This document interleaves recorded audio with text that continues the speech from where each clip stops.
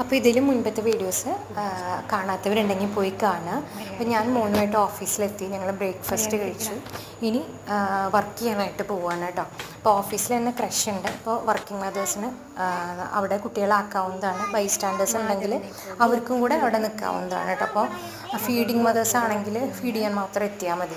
അതല്ലാന്നുണ്ടെങ്കിൽ നമുക്ക് ഇവരുടെ കൂടെ ഇരുന്ന് ഇവിടെ തന്നെ ഇരുന്ന് വർക്ക് ചെയ്യാവുന്നതേ ഉള്ളൂ കേട്ടോ. അപ്പോൾ ഞാൻ മോൻ്റെ കൂടെ ഇവിടെ ഇരുന്നാണ്. ഇഷ്ടല്ലേ? കളിച്ചോളൂ. അതാണ് കറങ്ങുക. ഒന്നുകൂടെ റൊട്ടേറ്റ് ചെയ്യോ? ബ്ലൂ,